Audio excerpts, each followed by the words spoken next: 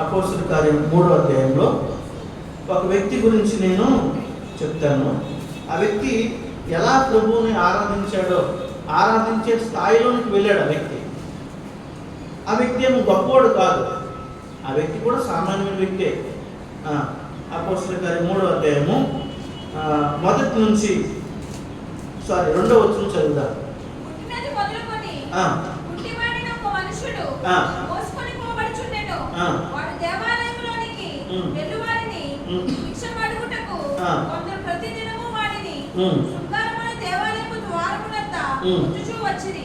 ఈ వ్యక్తి గురించి పేరు అయితే లేదు, కానీ అపోస్తలుల కార్యం 3వ అధ్యాయం 2వ వచనంలో పుట్టినది మొదలుకొని కుంటివాడైన ఒక మనుష్యుడు అని రాయడం. ఎవరైనా హ్యాండిక్యాప్ అన్నమాట. ఎప్పటి నుంచి? మధ్యలో రాలేదు, మధ్యలో కాళ్ళు చేతులు ఇరిగిపోయి ఉంటారు కదా, అలా కాదు, పుట్టినప్పటి నుంచే ఈ వ్యాధికి ఉందట. చూడండి, కొంతమంది పుట్టుకతోనే అలా పుడతారు. అయితే ఈ పుట్టినది మొదలుకొని కుంటివాడుగా ఉన్నాడట. అంటే నడవలేడు, ఎవరో నడిపిస్తే కానీ, ఎవరు ఎత్తుకెళ్తే కానీ తనంతా తను ఏమి చేయలేడు అన్నమాట.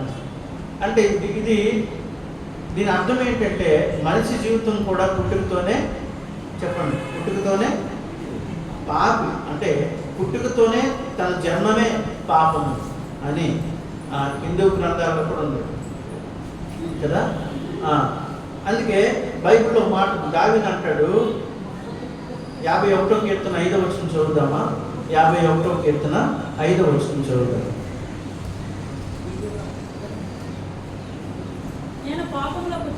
నేను పాపములో పుట్టినవాడును, పాపములోనే నా తల్లి నన్ను. కొంతమంది ఎక్కడ పుట్టావు నాయనా అంటే, నేను హాస్పిటల్లో పుట్టానండి అంటాను. అవును, హాస్పిటల్లో ఎక్కడో భూమి మీద పుడతాం. అయితే దావీదు ఏమంటున్నాడంటే, నేను పాపంలో పుట్టినవాడు. అంటే మనిషికి ఎప్పటి నుంచి పాపం అంటుకుంది చెప్పండి? పుట్టుకతోనే. అందుకే బైబిల్లో అందరూ పాపం చేశారు అని రాయడం. పాపం చేయనాడుంటూ ఈ భూమి మీద ఒక్కరు కూడా లేదు. పాపం చేశాను కాబట్టే మన కొరకు పరిశుద్ధుడైన యేసుక్రీస్తు లోకానికి రావాల్సి వచ్చింది. మనలో పాపం ఉంది, ఆయనలో పాపము లేదు. పాపము ఉన్న వారిని ఎవరు రక్షించగలరంటే పాపము లేని దేవుడే రక్షించగలరు. కనుక ఇక్కడ పుట్టినది మొదలుకొని ఇది దేని జ్ఞాపకం చేస్తుందంటే అతని యొక్క జబ్బు, తనకున్న రోగాన్ని జ్ఞాపకం చేస్తుంది. అలాగే ఇది పాపాన్ని కూడా జ్ఞాపకం చేస్తుంది. పుట్టుకతోనే ఆయన అలా పుట్టాడట. సరే, నేను అనుకుంటా వాళ్ళ తల్లిదండ్రులు వీడు ఇలా పుట్టాడు కదా, ఇది మాకు అవసరం లేదని బయటికి వదిలేసి ఉంటారేమో. మీకు తెలుసా, కొంతమంది తల్లిదండ్రులు పిల్లల్ని వదిలేస్తారు. ఎందుకు? ఏదో లోపంతో పుట్టారని. అప్పుడు మాకు శ్రీకాకుళంలో ఆయా ప్రాంతాలు ఉన్నప్పుడు ఒక అడుక్కునే వ్యక్తి, ఒక చిన్న పిల్లడు, పెద్ద వయసు కాదు, వచ్చి అడుక్కుంటుంటే, తమ్ముడు ఎందుకు నువ్వు ఇలా అడుక్కుంటున్నావు అంటే, అన్న నాకు కాలు పని చేయలేదన్నా, ఆ కాలు పని చేయలేదన్న నా తల్లిదండ్రులు నన్ను చిన్నప్పుడే ఏం చేశారు? వదిలేశారు. చూడండి, అలాగే ఎంతమంది. మరి ఈ వ్యక్తికి కూడా బహుశా అటువంటి కేటగిరీ అయింది. పుట్టినది మొదలుకొని కుంటివాడు కాబట్టి తల్లిదండ్రులు వదిలేసి ఉండొచ్చు. అందుకే ఏం చేయాలో తెలియక ఏం చేస్తున్న ఆ వ్యక్తి యొక్క వృత్తి భిక్షను అడుక్కునేవాడు, బెగ్గర్. నేను ఆ మాట చెప్పిన, ఇప్పుడు అడుక్కునే స్థాయి నుండి ఆరాధించే స్థాయికి వెళ్ళాడు. అర్థమైంది నా మాట? మధ్య మధ్యలో ఇలాంటి మాటలు వస్తుంటాయి. అడుక్కునే స్థాయి నుండి ఆరాధించే స్థాయికి వెళ్ళాడు. అది సామాన్యమైన విషయమా? నాకు ఒక అక్క తెలుసు, కువైట్లో పనిచేస్తుంది. ఆమె పేరు మార్తక్క. కువైట్ అంటే వేరే దేశంలో పనిచేస్తుంది. నిజంగా ఎప్పుడూ కన్నీటితో ఆరాధన చేస్తూ ఉంటుంది. పాట పాడినా కన్నీరే, ఆరాధన చేసినా కన్నీరే. ఎందుకంటే తన హృదయం అంతా దేవునితోనే నిండిపోయింది. ఎందుకు అంటే, ఎలాంటిది తమ్ముడా, ఎప్పుడు నాకు నా దేవుడు నా సాక్ష్యం తెలుసా అని అడిగింది ఒకసారి. అక్క తెలియదంటే మీకు చెప్పండి అక్క, మీ సాక్ష్యం ఒక 15 నిమిషాలు రికార్డ్ చేసి నాకు పంపించండి. ఆమె ఏం చేసేది తెలుసా? అడుక్కునేదట. మొదట్లో ఏం చేసేది? అడుక్కునేది బెగ్గర్. నిజంగా బెగ్గర్కి సమాజంలో విలువ ఉండదా? మనమే అంటాం, చిరాకు వచ్చి 4 సార్లు అడిగాడు అనుకో, చీపో అంటాం కదా. అంటే అడుక్కునే స్థాయి ఆమెది చెప్పేది. నిజంగా ఎలా అడుక్కునేదో అది చెప్పేదండి. నిజంగా వాళ్ళ అమ్మగారు అడుక్కునేది ఉంటే వాళ్ళ అమ్మగారు వెనక నేను వెళ్ళేదట. ఒకరోజు వాళ్ళ అమ్మగారు చనిపోయిందట. చనిపోతే నిజంగా ఈమెకి ఏం చేయాలో అర్థం కావట్లేదు. వాళ్ళ అమ్మగారు అయితే కొంచెం అడుక్కునే విధానంలో కొంత సీనియర్ కాబట్టి, ఇప్పుడు చిన్నపిల్ల ఏం తెలీదు. అయితే రోడ్డు దగ్గర ఎవరిని ఆగితే నాన్న బైక్ ఒక రూపాయి అని అడుక్కునేదట. అలాంటిది ఎవరో ఆ మీదుగా సువార్తకి వెళ్తే ఆ సువార్త విని రక్షణ పొంది కొన్ని రోజులు ఎదిగిన తర్వాత కోవిడ్ దేశంకి వెళ్ళి ఇప్పుడు కష్టపడి పని చేసుకుంటూ తన పిల్లల్ని పోషించుకుంటుంది. కారణం ఏంటంటే ఆమె అడుక్కునే స్థాయి నుంచి ఎక్కడికి వెళ్ళింది, ఆరాధించే స్థాయికి వెళ్ళింది. ఇప్పుడు కువైట్లో వేరే దేశంలో ఉండి పనిచేస్తుంది.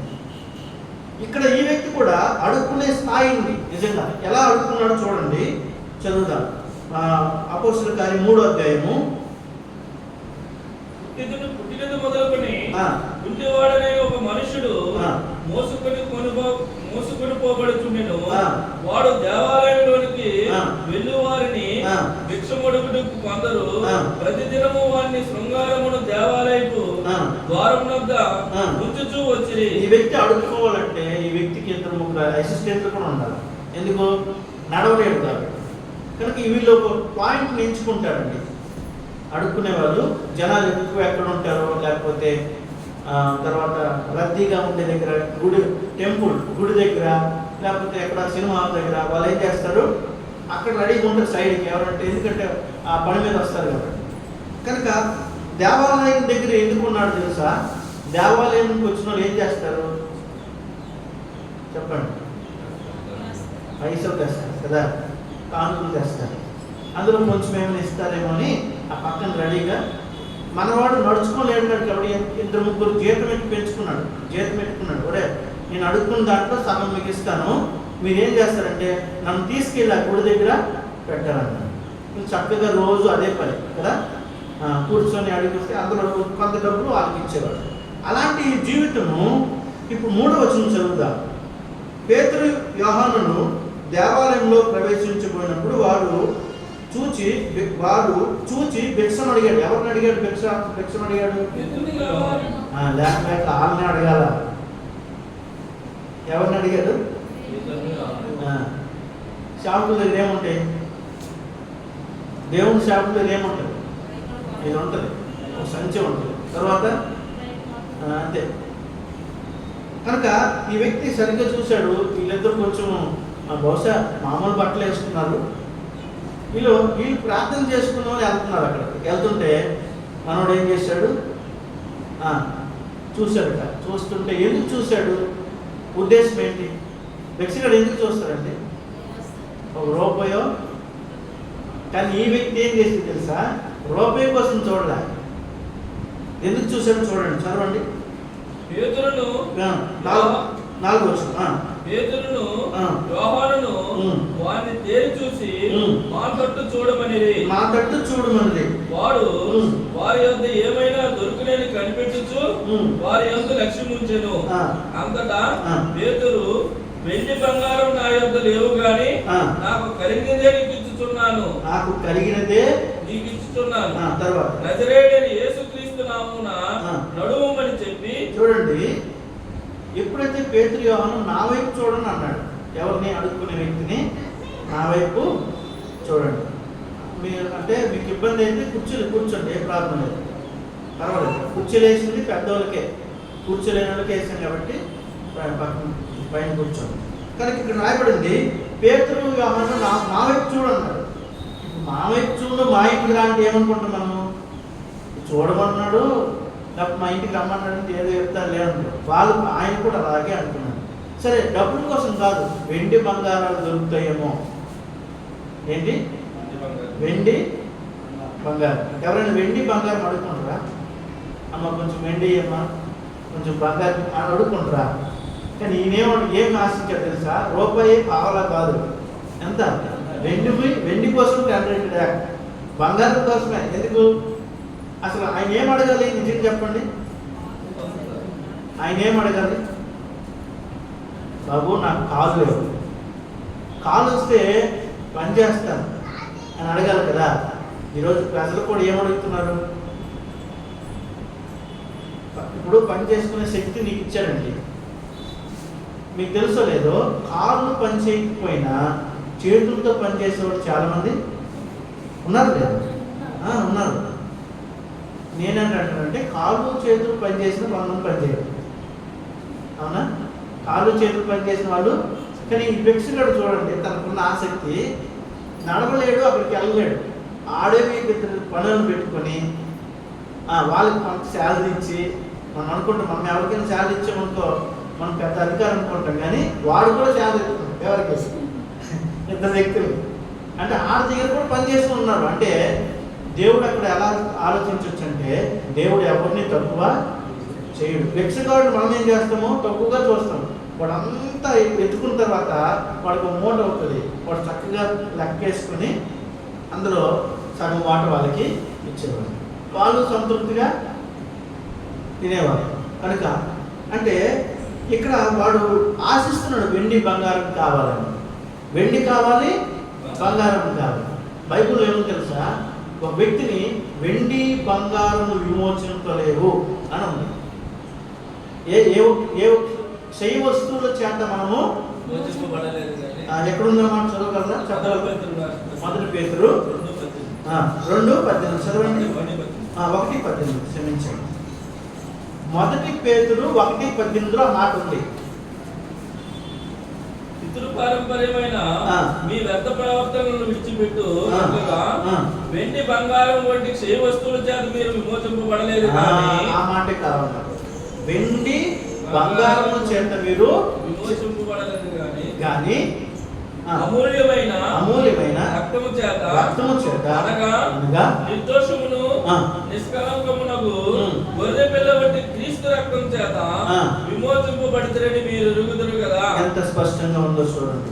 ఈ వ్యక్తి ఏమో వెండి బంగారం కావాలని చూస్తున్నాడు, కానీ వాళ్ళు ఏమంటున్నారు? మా దగ్గర అవి లేవు అన్నారు. లేనిది ఎక్కడి నుంచి తెస్తారు? మా దగ్గర అవి లేవు.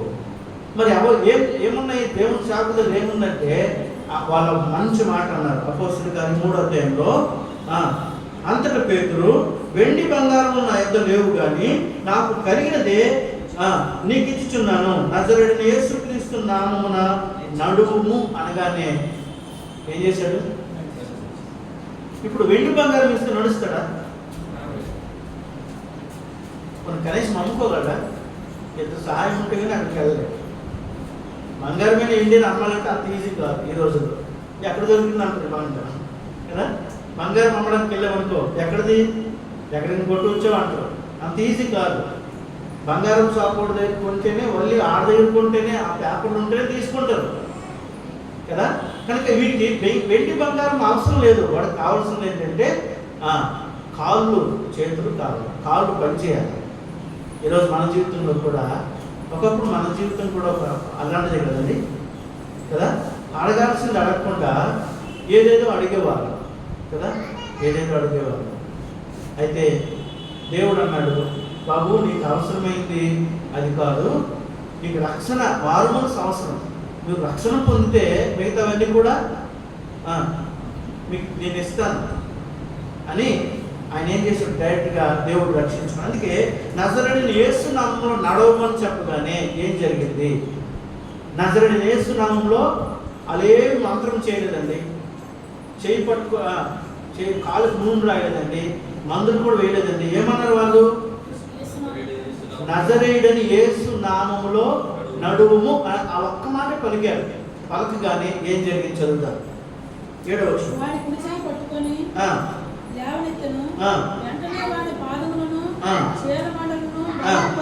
చూడండి, ఇక్కడ చాలా జాగ్రత్త వినాలి. ఎప్పుడైతే నడవమని చెప్పారో వాడు ఇంకా నడుస్తున్నాడా? నడవలే. వెంటనే జరిగిందా? వాళ్ళు ఏం చేశారు? వాడిని కుడి చెయ్యి పట్టుకున్నారు. పట్టుకొని ఇంకా నీకెందుకు డౌట్ అని చెప్పి పట్టి ఇలా ఏం చేశారు? లేవనెత్తగానే ఏం చేయింది? వెంటనే వాడి పాదములు చీలమండలంలో బలం పొందుకున్నాయి. తన జీవితంలో జరిగింది, బలం పొందుకున్నాడు. ఎంతవరకు డబ్బులు పొందుకున్నాడు, కానీ ఇప్పుడు ఏం పొందుకున్నాడు? దేవుని బలం. అది దేవుని బలాన్ని రుచి చూసిన వ్యక్తి. నిజంగా ఒకసారి ఆలోచించండి, నీకు బాగా బాగలేదు, ఎంత సీరియస్ అయిందంటే ఎవరు నీ దగ్గర లేరు. నాకు ఈ అనుభవం నాకు ఒకసారి ఎదురైంది. నేను డ్యూటీలో కంపెనీలో వర్క్ చేసినప్పుడు నాకు బాగా సీరియస్ అయింది. రూమ్లో ఉన్నాను, చిన్న రూమ్ అది. అందరూ డ్యూటీకి వెళ్ళిపోయారు. రాత్రి 11:30 సమయం అవుతుంది. అది విష జ్వరం లాగా, చలి జ్వరంలో వచ్చేసింది. అన్ని కప్పుకున్నాను. పక్కనే మొబైల్ ఉంది. అంటే ఆ పరిస్థితుల్లో దేవుడు ఎలా నన్ను బాగు చేశాడో చెప్తున్నాను. నేను అనుకున్నాను ఆ రోజు నా పని అయిపోయింది, ఇంకా బాడీ అంతా చలి, భయంకరమైన జ్వరం, కళ్ళు కూడా లేవట్లేదు, అట్లీస్ట్ చెయ్యి పైకి ఎత్తడానికి కూడా ఓపిక లేదు. అటువంటి స్థితిలో ఏం జరిగిందంటే నేను అనుకుంటున్నాను ఈరోజు నా పని అయిపోయింది, ఎవరు నా ఫ్రెండ్స్ కూడా లేరు, మాట్లాడడానికి శక్తి లేదు, చెయ్యి కూడా ఎత్తలేకపోతున్నాను అని చెప్పి కనీసం చెయ్యి లేస్తే ఆ మొబైల్ తీసి ఎవరికైనా ఫోన్ చేస్తే వాళ్ళు వస్తారేమో హెల్ప్కి, అంటే ఆ శక్తి కూడా లేదు. అప్పుడు ఒకటే మనకున్నది ఏంటి, మనసులో చిన్న ప్రార్థన, ప్రభువా నన్ను బ్రతికిస్తే. అదే జ్వరంకే బ్రతికిస్తే, జ్వరంతో చనిపోయిన ఎంతమంది లేరు? చిన్న జ్వరంతో చనిపోయిన ఎంతమంది లేరు కదా. కనుక అప్పుడు నేను ప్రార్థన చేయగానే హాఫ్ అన్ అవర్లోనే, ఒక అరగంటలోనే బాడీ అంతా చెమట పెట్టి లేచి కూర్చున్నాను. చక్కగా నా బాడీ అంతా తేలిక. అంటే ఆ కార్యం నాలో జరిగింది అని నాకు అర్థమైంది కదా. దేవుడు బలము ఇచ్చాడని ఇప్పుడు ఆ వ్యక్తికి అర్థమై ఉంటుందా? లేచాడు అంటే శక్తి కావాలి కదా. తను లేచాడు అంటే ఎవరు లేపుతారు? శక్తి లేదు. అందుకే వాడు అక్కడ రాయబడింది, చీల మండలము బలం పొందుకున్నాడు. చూడండి, బలం పొందుకున్న తర్వాత తన జీవితంలో 4 కార్యాలు జరిగాయి. జాగ్రత్త వినండి. బలం పొందుకున్న తర్వాత 4 కార్యాలు జరిగాయి. ఆ 4 చెప్తాను. అది ఎక్కడికి వెళ్ళదు, అదే వచనంలో 8వ వచనంలో ఉంది. ఫస్ట్ 8వ వచనం చదువుదాం. వాడు దిక్కున లేచి, వాడు మొట్టమొదట ఏం చేశాడంటే దిక్కున లేచాడు. ఇది మొదటిది, లేచాడు. గుర్తుపెట్టుకోండి, మొదట ఏం చేశాడు? లేచాడు. రెండోది నిలిచాడు. మూడోది నడిచాడు. నాలుగోది గంతులు వేశాడు. ఏం చెప్పాను? 4. మొట్టమొదట దిగ్గున లేచాడట. అంటే అర్థం ఏంటి? ఎప్పటి నుంచో నడవాలని ఉంది, కానీ నడవలేకపోయాడు. కళ్ళు లేనివాడికి ఏముంటుంది తెలుసా? కళ్ళు కనిపించిన వాడికి నాకు లోకం ఎలా ఉందో చూడాలనిపిస్తుంది, కానీ కళ్ళు లేవు, ఏం చేస్తాడు? కాళ్ళు లేనివాడికి పరిగెత్తాలనిపిస్తుంది, కానీ పరిగెత్తగలదా? పరిగెత్తలేదు. కానీ ఈ వ్యక్తి జీవితంలో అదే బాధ. నాకు కాళ్ళు ఉంటే బాగున్నాను, మరి మంచి చక్కగా పని చేసుకుందనేమో అని ఆలోచన. కనుక 4 స్టేజ్లు వచ్చాయి వ్యక్తి జీవితంలో. మొట్టమొదట లేచాడు. ఏం చేశాడు? లేచాడు. ఎవరిని మనం లేపుతాం చెప్పండి? ఎవరిని మనం లేపుతాం? లెగు లెగు అంటాం కదా. ఎవరిని అంటాం? పడుకున్న వారిని లెగరాటాలని అంటాం. తర్వాత ఎవరైనా చాలా డిప్రెషన్లోకి వెళ్ళిపోయి దుఃఖంలోకి వెళ్ళి కూర్చున్నారు అనుకో, లేకమ్మా ఏడ్చించాలా అంటాం లేదు. అంటే లేపడం అనేది అది దైవికమైన కార్యమే. మన జీవితంలో ఒకవేళ మీరు కూడా అనుభవంలోకి వెళ్ళి ఉంటారు. చాలాసార్లు కృంగిపోయినప్పుడు, కూర్చుండిపోయినప్పుడు దేవుడు ఏమంటాడు? లేకు, లేచి లేచి లేచి వెళ్ళుము అన్నాడు. బైబిల్లో ఆ మాట ఎక్కువసారి రాయబడి, లేచి వెళ్ళుము, లేచి నువ్వు పని చేయు అంటే ఆ మాట చెప్పింది ఎవరంటే దేవుడే. మొట్టమొదటి తన జీవితంలో జరిగింది లేచాడు. రెండోది నిలిచాడు. లేవడం భగవంతు అయితే, రెండోది నిలిచాడు. రెండోది ఏంటి? నేను అంటాడు దేవుని కొరకు నిలబడ్డాడు. నిలిచాడు అనే దానికంటే దేవుని కొరకు నిలబడ్డాడు. మనం ఏం చేస్తాం? కొన్నిసార్లు దేవుని కొరకు నిలబడతాము, మళ్ళీ ఏమవుతాము? దూరం అయిపోతాం, పడిపోతాం. మళ్ళీ కొన్ని రోజులకి ఎవరో వచ్చి దర్శిస్తే మాట్లాడుతూ మళ్ళీ నిలబడతాం. మళ్ళీ అందుకే నడిచి బాగుంటారు చిన్నపిల్లలు చూసి మనకు బాగా బాగుంటుంది. కనుక చూడండి, ఇప్పుడు లేచినోడు కూర్చున్నాడు, చిన్నపిల్లల స్థాయి చూడండి. ఫస్ట్ ఏం చేస్తారు? బొమ్మలా పడుకుంటారు. తర్వాత కూర్చునే స్థాయికి ఎన్ని నెలలకు వస్తారు? పుట్టినంటే ఎన్ని నెలలకి? 6 నెలలకు 7 నెలలకు అడిలాగా ఆడి కూర్చుని పెట్టి ఇన్ని ప్రయత్నం చేస్తాం, గోడతో నడతాం, లేకపోతే మన మీద అనుకుంటాం. తర్వాత ఆడు కూర్చున్న తర్వాత ఇప్పుడు ఏం చేయాలి? నిల్చోవాలి. నిల్చున్న తర్వాత అక్కడితో అయిపోయిందా? నడడానికి కూడా ఇవన్నీ మనమే నేర్పిస్తాం కదా. మరి ఈ జీవితంలో ఎవరు నేర్పించారు? మొట్టమొదటిని లేపాడు దేవుడు. తనున్న స్థితిలో ఉండి, పాపపు స్థితిలో ఉండి దేవుడు ఏం చేశాడు? మరి నిన్ను దేవుడు పాపపు స్థితిని లేవంతలేదా? చేశాడు లేదా? ఆ పాపం అనే ఆ స్థితిలోనే ఉండిపోతే నువ్వు అక్కడ మంచిది కాదు, ఎప్పటికైనా నీకు నాశనం వస్తుందని లేచి ఆ స్థితిలో నుండి బయటకు తీసుకొచ్చాడు. లేచిన తర్వాత దేవుడు ఏం చేసింది తెలుసా? నిన్ను నిలిపాడు. నిలపడం అంటే ఏం తెలుసా? ఆ మాట చదువు. అపోస్తుల కార్యం 2వ అధ్యాయం. అపోస్తుల కార్యము 2:26. అపోస్తుల 2:26. కావున నా హృదయం ఉల్లసించును, నా నాలుక ఆనందించును, నిలకడగా ఉంది. ఇప్పుడు దేవుని బిడ్డలు నిలకడగా ఉండాలా, ఉండకూడదా? చిన్న చిన్న అపాయాలకి, చిన్న చిన్న నష్టాలకి, చిన్న చిన్న శ్రమలకి కొంతమంది నిలకడగా ఉండలేదు కదా. కానీ ఈ వ్యక్తి అక్కడ నిలబెట్టాడు దేవుడు. అతను ఈరోజు నిన్ను నిలబెట్టింది ఎవరు? దేవుడే. దేవుడు ఒక్కొక్కరిని ఒక్కొక్క స్థాయిలో నిలబెడతాడు కదా, నిలబెడతాడు. ఈ స్థాయి ఉందంటే దేవుడు నిలబెట్టాడండి. నేను కొంతమంది జీవితంలో చూశాను, దేవుడు వాళ్ళు నిలబెట్టాడు అక్కడ, అంతే. ఆ స్థానంలో నిలబెట్టేశాడు, అంతే. దేవుడుగా నిలబెట్టకపోతే మనంతటి మనము నిలవలేము. మనకు శక్తి చాలదు. శక్తి దేవుడు నమ్ముకున్న వ్యక్తి ఒక ఆయన చిన్న వ్యాపారం స్టార్ట్ చేశాడు. నిజంగా శ్రీకాకుళంలో నేను ఆ వ్యక్తి చూశాను. నిజంగా చాలా నమ్మకంగా ఉంటారు కుటుంబము. ఒక ఆయన దేవుడు నిజంగా ఎలా నిలబెట్టాడో చెప్తాను. ఒక పెద్ద బిజినెస్ మ్యాన్ ఉన్నాడు. ఏంటో బిజినెస్ మ్యాన్ అంటే, తనకున్న బిజినెస్ ఏంటంటే తనకు బార్ షాప్లు ఉన్నాయి. బార్ షాప్, బెడ్ షాప్లు అంటారు కదా, మందు షాపులు ఉన్నాయి. మందు మాత్రమే కాదు, ఆ లోపల పబ్బులు కూడా పెట్టాడు. ఆయన ఎవరు అంటే దేవుడు నమ్మినాడు. దేవుడు నమ్మినాడు కొన్ని సెట్ అవ్వదు కదా, దేవుడు నమ్మినాడు కొన్ని బిజినెస్లు సెట్ అవ్వదు. అందులో ఈయన పెట్టాడు. పెడితే రోజు దేవుడు అతనితో మాట్లాడుతున్నాడట, నీ వల్ల చాలా మంది ఏమవుతున్నారు? నాశనం అయిపోతున్నారు. నువ్వు అది మానే మానే మానే అంటే ఈ వ్యక్తి దేవుడితో పోరాటం. అది మానేస్తే నా జీవనం పెద్దలు. అది చాలా లక్షల్లో కోట్లు వస్తుంది. ఇప్పుడు గవర్నమెంట్కి ఎక్కువ దేని నుంచి వస్తుంది?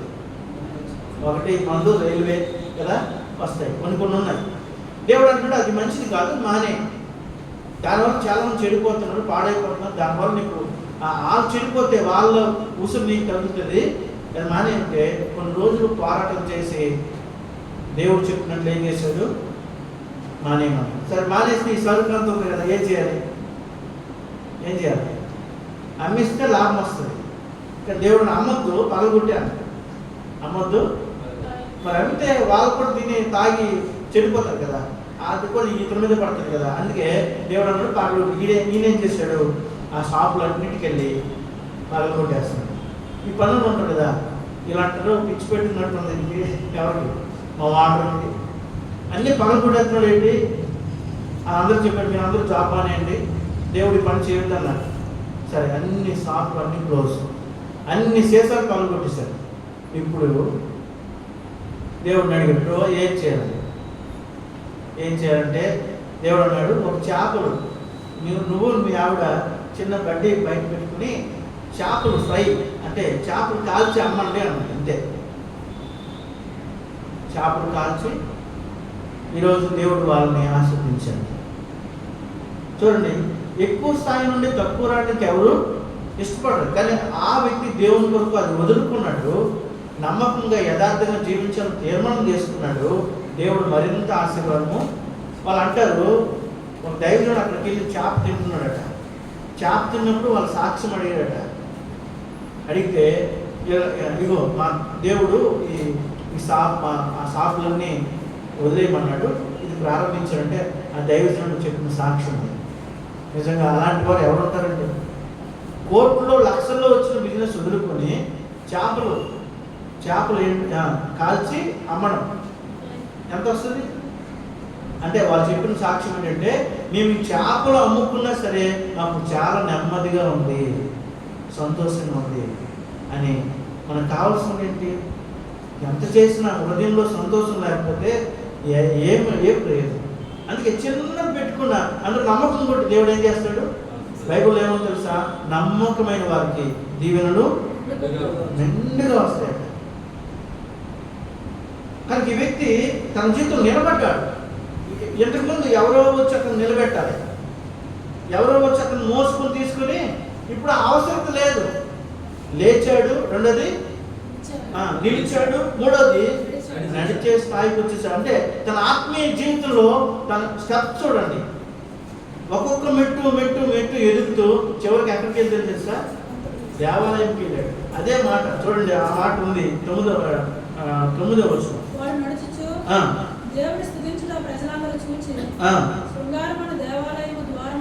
చిన్నగా నడుచుకుని ఇంటికి వెళ్ళలేదు. ఎక్కడికి వెళ్ళాడు?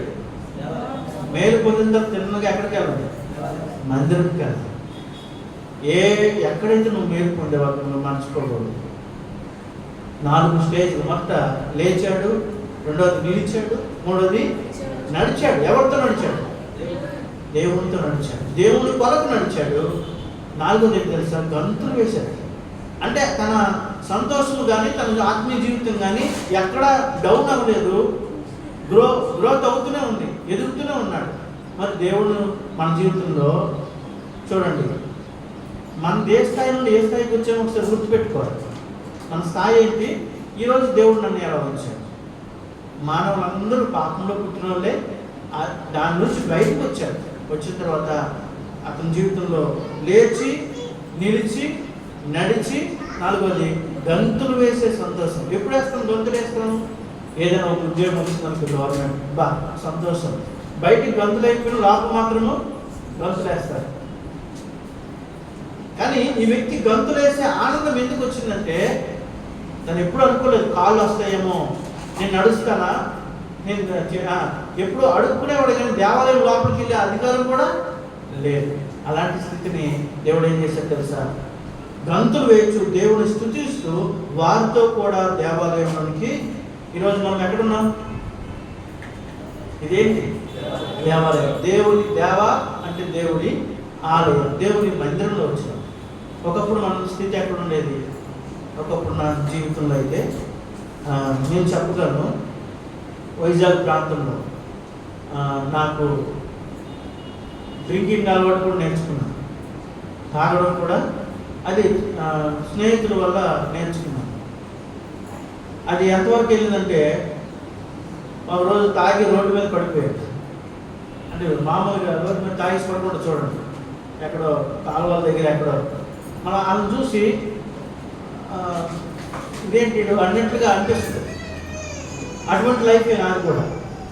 కానీ కొంతమందికి తెలియదు, కొంతమందికి ఇంకా తెలియదు. మా తల్లిదండ్రులు ఫోన్ చేసినప్పుడు, నాయన ఎలా ఉన్నావు అంటే బాగా ఉన్నానని చెప్పారు. నేను ఎందుకు ఇలా తాగుతుందంటే వాళ్ళు ఇంటికి రానిస్తారా? రానివ్వరు. అలా అబద్ధాలు చెప్తూ వచ్చిన డబ్బులు అంతా అందుకే దానికే. నేను కాకుండా నాతో పాటు కొంతమంది వ్యాక్సినేషన్ తిరిగేవారు. ఎవరిని? తాగుడు బ్యాచ్. అక్కడితో ఆగిపోలేదు. తర్వాత వైజాగ్లో పూర్ణ మార్కెట్ ఉన్నాము, అక్కడ కొట్లాడటం, కొట్టుకోవడము, గుద్దులాడటం, అందరూ కూడా ఉండేవాళ్ళం, అందరూ కూడా యాక్టివ్గా ఉండేవాళ్ళు. అలా పూర్తిగా అక్కడ ఉన్న జాబ్ పోయింది. నువ్వు ఇంకా జాబ్ పనికిరావని చెప్పారు. అప్పుడు ఏం చేయాలో డిప్రెషన్లోకి వెళ్ళాను. నేనేంటో నా స్థితి ఏంటో నాకు తెలుసు. అప్పుడు ఎవరు నాకు దేవుని గురించి చెప్పలేదు, ఎవరు నన్ను మార్చలేదు. నా అంతటి నేనే అక్కడ ఒక పాట పాడుతుంటే ఆ పాట విని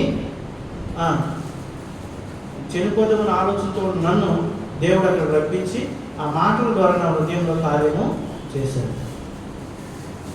అలాగే నేను దేవుడిలో ఇప్పుడు నడవగలుగుతున్నాను. దానికి కారణం ఏంటంటే ఈ వ్యక్తి జీవితంలో కూడా ఈ భిక్షగాడు ఏ స్థితిలోకి వెళ్ళిపోయాడంటే దేవుణ్ణి మందిరంలో ఇప్పుడు ఆరాధన చేస్తాం చక్కగా. ఈరోజు మనం కూడా ఏం చేయాలి?